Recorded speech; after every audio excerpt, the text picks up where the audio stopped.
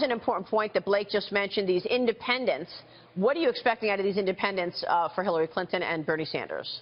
Well, we're looking forward to doing well today in Indiana. Hillary Clinton is, that is. And Mr. Sanders has spent a lot of money there. Senator Sanders has spent a lot of money there. And independents can vote. Indiana is not really reflective of the diversity that you usually see in the Democratic electorate in a lot of states. So I think, it's a state that Senator Sanders would naturally do well in.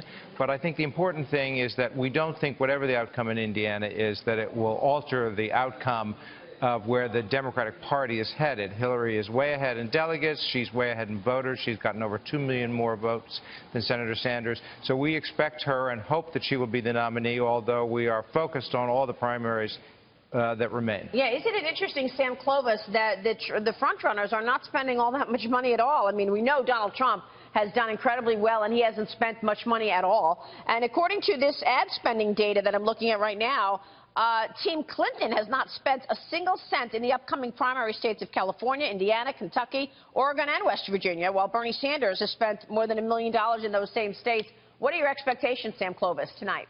Well, I think thanks for having me on this morning. I think we're going to do extremely well, and if we do well, we're going to pick up all the delegates, all 57 delegates, and I think that it really puts the end to Ted Cruz's campaign, because I think he has a very difficult time making the argument that he should be the nominee of the party. And frankly, I don't know what John Kasich is still in the race.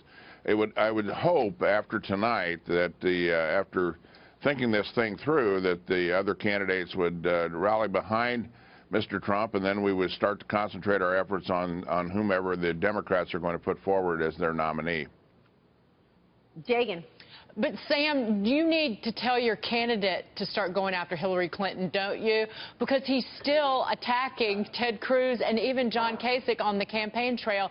And even Karl Rove said yesterday he's really got to turn his attention to Hillary Clinton and start fighting now.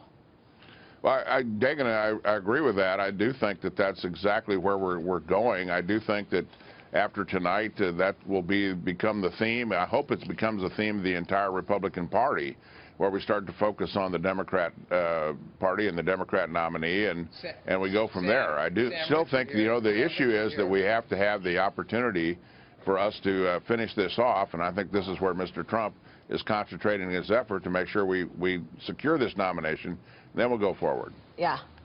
Yeah, well, of course, we feel that Mr. Trump has already started to go after Hillary in these really kind of crazy baseless attacks suggesting that women don't support him. I mean, that's crazy. She's gotten more women votes than anybody, but many Americans support her. But I would suggest that Mr. Trump will have met his match in Hillary Clinton because, she's tough, she's tested.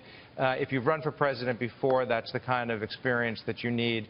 And, we're looking forward certainly to a very interesting and maybe unusual campaign in the fall. But I think that's where both candidates are turning now. Richard, do you worry that the voter turnout is way down on the Democratic side? I mean, I've been saying this a couple of times. I know that the Republican turnout is up 60%.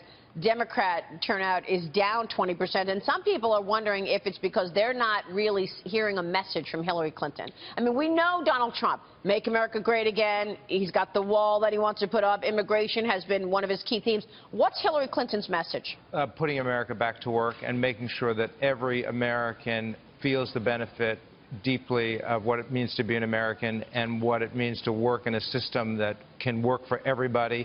That's the message she's going to carry forward, working for working Americans. And I think that, primary elections are very different from general elections. I think when we turn to the general election during the conventions this July and afterwards, that Americans will be very focused on the stark contrast between the future that Hillary Clinton offers this country and the bizarre, really crazy kind of things that Donald Trump has been saying. I think most Americans, by the time we turn to the general election, will be so worried about the idea that the Republican Party, one of our great parties in this country, has nominated someone who really, I think, is on the edge of a breakdown some days. Sam, what do you have to say about that?